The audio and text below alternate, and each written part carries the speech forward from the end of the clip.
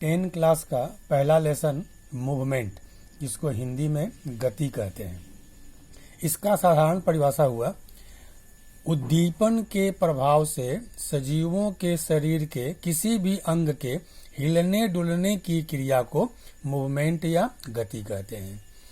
यह उद्दीपन के प्रभाव से ही होगा और गति सजीवों का एक आवश्यक गुण है। जितने भी सजीव हैं सबों में गति होती है। इसके बाद हमें दो और जानना है, उद्दीपन और प्रतिचार। उद्दीपन को अंग्रेजी में स्टिमुलस कहते हैं।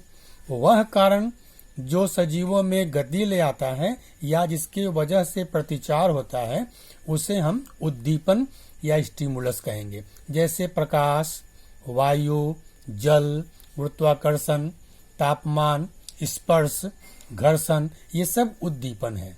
जैसे प्रकाश अगर हमारी आंखों पर पड़ता है तो पलकें हमारी बंद हो जाती हैं। वायु का तेज झोंका अगर आ रहा है तो हमें अच्छा या बुरा लग सकता है। तो ये सब उद्दीपन है। और उद्दीपन के जवाब में जो हमारे में हलचल होती है या उसका जो हमारे में उसका जो जवाब आता है उसे प्रतिचार या रेस्पॉन्स कहते हैं। जैसे प्रकाश की किरणें हमारी आंखों पर पड़ी तो हमारी पलकें बंद हो गई, तो ये पलक का बंद होना ये प्रतिचार है।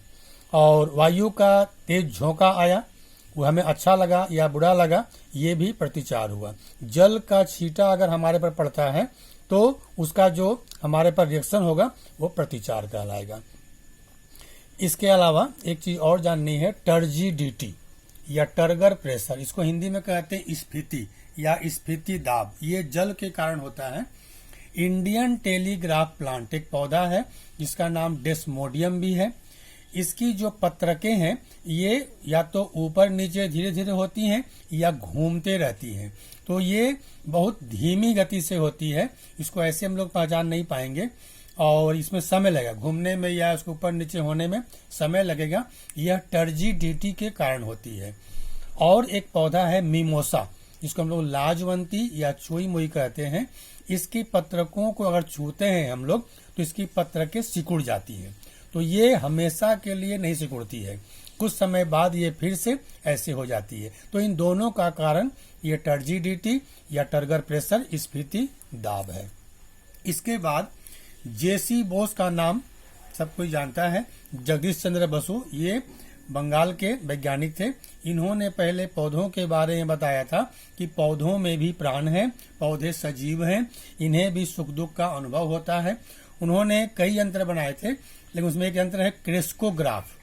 क्रेस्कोग्राफ से मालूम पड़ता था कि पौधों में भी सुख दुख का अनुभव होता है। और रेजोनेंट रिकॉर्डर या फोटोसिंथेटिक रिकॉर्डर, इससे पौधों में प्रकाश संश्लेषण की दर को मापा जाता है। तो ये इसका स्टार्टिंग था। इसके बाद जो पौधों की गति है उसको 3 भागों में बांटा गया है। ऐसे तो अनेक भाग हैं, लेकिन हमें 3 भाग के बारे में ही पढ़ना है। सबसे पहला है ट्रॉपिक मूवमेंट, ट्रॉपिक गति। इसका हिंदी में कई नाम है, लेकिन इंग्लिश नाम को ही जानना उचित है। ट्रॉपिक जो मूवमेंट है, इसका परिभाषा अगर हमें करना है तो उच्च श्रेणी के पौधों में होने वाली वह गति जो उद्दीपन के प्रभाव से होती है और जिसकी दिशा उद्दीपन के दिशा पर निर्भर करती है, उसे हम कहेंगे ट्रॉपिक मूवमेंट। इसमें 3 पॉइंट हुआ। यह उच्च श्रेणी के पौधों में होगा, यह उद्दीपन के प्रभाव से होगा और इसमें गति की दिशा उद्दीपन के दिशा पर निर्भर करेगी। ये हुआ ट्रॉपिक मूवमेंट। और इसके 3 भेद हैं। पहला है फोटोट्रॉपिक मूवमेंट, इसको हम लोग प्रकाशानुवर्तन भी कहते हैं। तो फोटोट्रॉपिक मूवमेंट या फोटोट्रॉपिज्म एक ही नाम है। फोटोट्रॉपिक मूवमेंट या फोटोट्रॉपिज्म एक ही नाम है। इसका अगर परिभाषा कहना है तो वह ट्रॉपिक गति जो प्रकाश उद्दीपन के कारण होती है उसे हम कहेंगे फोटोट्रॉपिक मूवमेंट।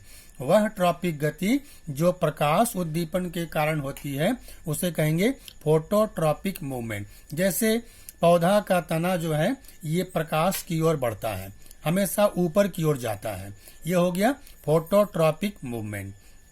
एक कमरा है, कमरा में पौधा लगा हुआ है और उसके पास एक खिड़की है जहाँ से प्रकाश अंदर आ रहा है, तो हम देखते हैं कि उसके कुछ दिन बाद ये पौधा का तना खिड़की की ओर बढ़ता जाता है। तो यह है फोटोट्रॉपिक मूवमेंट।